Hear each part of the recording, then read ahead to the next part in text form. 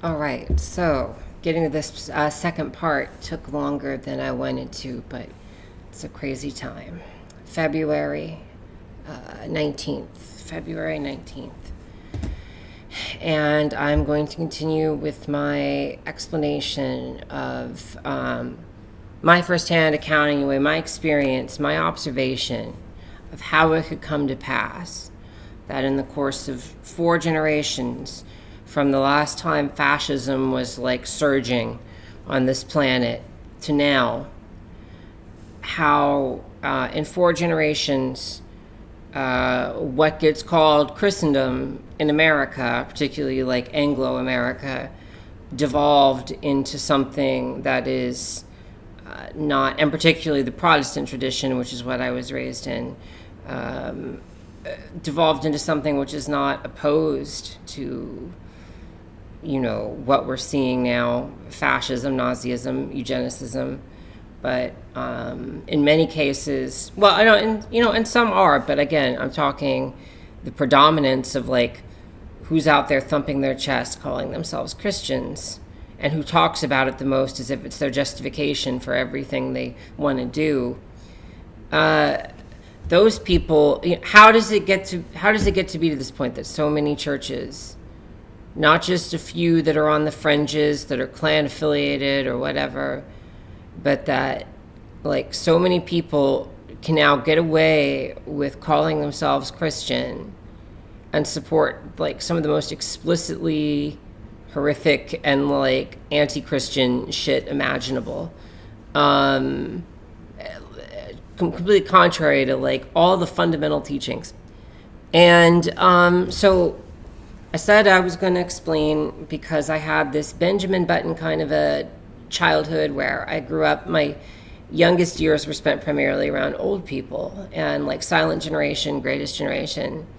And so I have a lot of fond memories of them despite their problems, and every generation has their blind spots and their failings. But that's where we have to start. It's like the story of how this happens again begins with like the seeds of, the generation that dealt with it the last time, unfortunately, because it seems like this stuff always resurfaces just as soon as the last people that remember it from before are gone. So why history is important, and why I don't have to worry about how often I upload videos, because really, if you're watching this, fine, but when I think about like how to address this, I suppose I'm writing for like the aliens from like the Galactic Federation that will be finding the ruined remains of our humanity and civilization in some thousand years, and they ask how did this species possibly manage to destroy itself so quickly and so in such a preposterous way. So we have to talk about that generation and the part they played, even though they exemplified some of like, well, let me just start explaining it. Their Christianity was something that was very dutiful, very contemplative, very much the stern sort of, the conception of God is like the stern sort of fatherly figure or a judge that's saying, now, you know what the right thing to do is. You have to do it. And, and this tied into their form of patriotism as well. Like it ran parallel to like a sense of duty and obligation, and the idea that like I have to be my best self on behalf of my God, or my Messiah, or my country, or my, it's like my church or my nation is not a thing that's here to give me carte blanche to act however I want. It's a thing that like I have to save my best self for. So that's one difference right off the bat. And these are generations, as I said last time, that experienced tremendous trauma and suffering and lived through world wars and the Great Depression and Holocausts and horrific things. And a lot of them had trauma and serious mental health issues at a time when that was still a stigmatized thing to deal with. And so a lot of people didn't. A lot of people drank. A lot of people did not, did not ever really unpack or try to deal with their trauma. And then I think that informs some of the problem that we run into, because their religiosity was a healthy one and a good one, in that it was concerned with like things like virtue and justice and like serious contemplation of how do we live by these teachings in a world, and understanding that, hey, we can't think, oh well, we know best and we can dictate to everyone else. And especially if you come from the Calvinist tradition like I do, where it's like a reform movement in response to like, hey, we tried to do that and then we ended up acting no better than the Roman Church that we thought we were escaping from. We just became them. And that's not the answer. Temporal power is not the answer to like how to make the world a more godly place. So they had an intrinsic notion of they wanted their religion to be something that challenged them.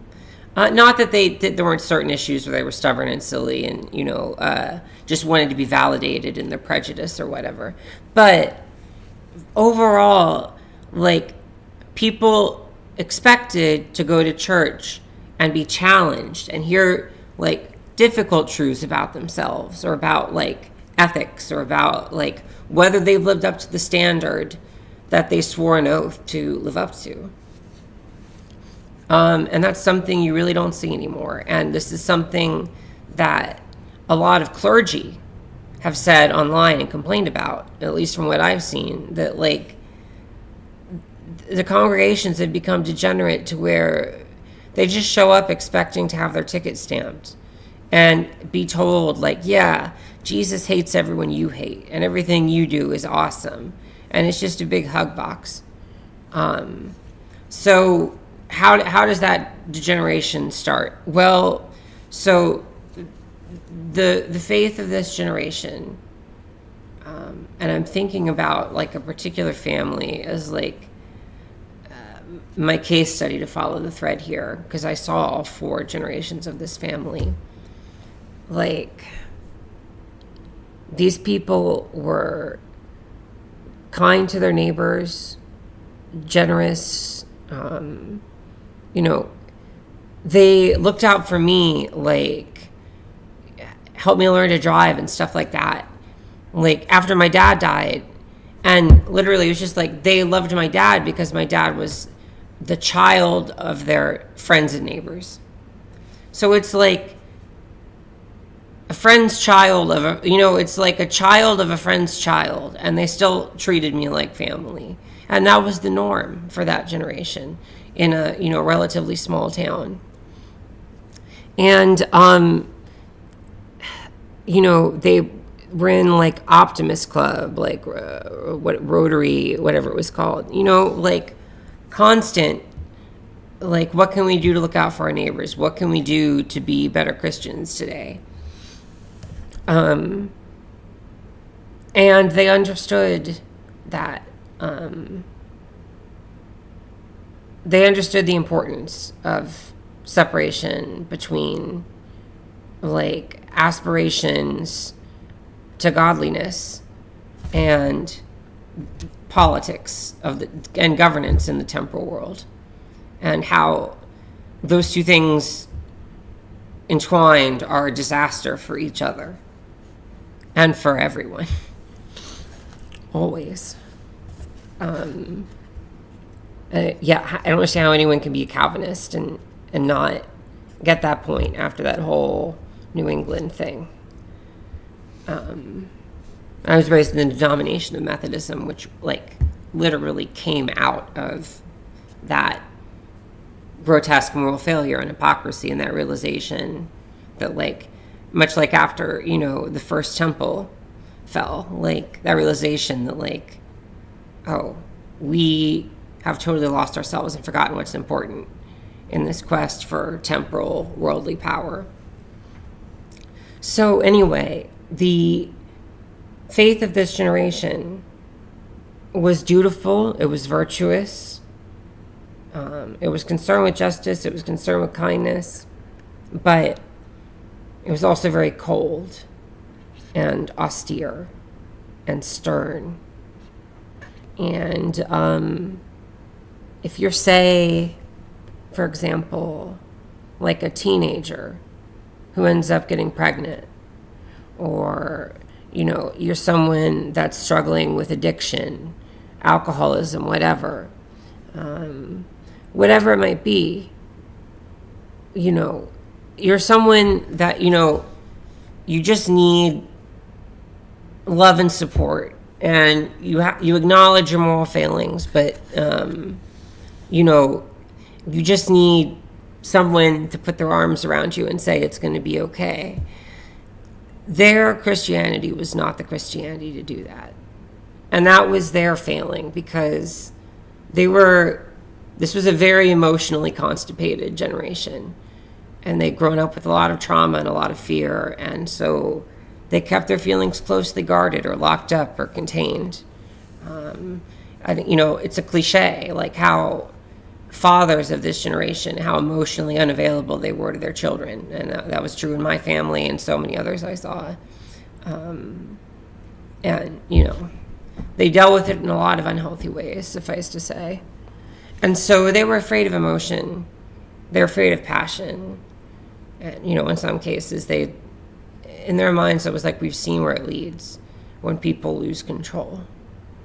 And so it was like slippery slope kind of thinking. But it meant that they didn't give the sort of loving kindness to people. They gave material support and lifted people up in other ways, but they left something out. Like their Christianity was one that didn't have enough heart. And so it left the next generation, their children, to feel, cold, to feel unloved, to feel like, if they made one mistake, they would never be forgiven. And that, and that they could, from a religious perspective, they could justifiably think to themselves, well, love and compassion is supposed to be so central to this religion, and be like the lilies of the field, care not for the morrow, and look out for people today, yada yada, Sermon on the Mount, all that good stuff. And they were saying this doesn't match with the way our parents act, which is so cold and severe and judgmental and guarded. And they can tell us, don't do this, do that, but they're not connecting with us on a human level, and giving us that feeling, the actual feeling of unconditional love. It's their love could feel very conditional. And so, and in many cases it wasn't. And sometimes it was. But a lot of times, these people, the silent generation, they love their children, and grandchildren very much, even if they were stern and judgmental. It's, again, just that, that fear of going too deep, And so where did that leave their kids who... Well, we all have a lot to say about them. The baby boomers who feel they grow up in tremendous material comfort.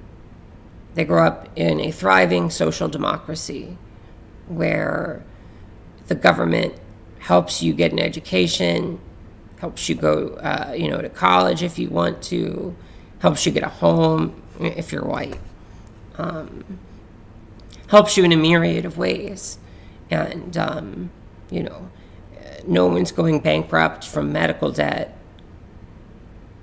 Anyway, they grew up in safety, but feeling emotionally orphaned and feeling that like all this esoteric philosophical talk about like duty and virtue that they were getting in their parents' very sensible, rational, old school Protestant churches was not fulfilling their needs. And so they start to look elsewhere. And so here's where you get this degenerate movement that had existed since basically like World War I, around that time, since the early 1900s. Some of the ideas had been around, but now with the infusion of the boomers who are, looking for something else, and just want that feeling of love and validation more than anything. Now it really begins to take off, right? And so we get what's today referred to as the evangelical movement. And at the time, well, that word didn't mean back then what it does today. But so that's the part we'll get to next, the story of the baby boomers and how they're their feeling of alienation or abandonment vis-a-vis their parents and their desire to rebel against it, and their desire to find anyone that would give them a hug and say like, oh, you did so good, where that leads them if they don't keep in mind to virtue and duty and care for others. So that's what I'll get to next.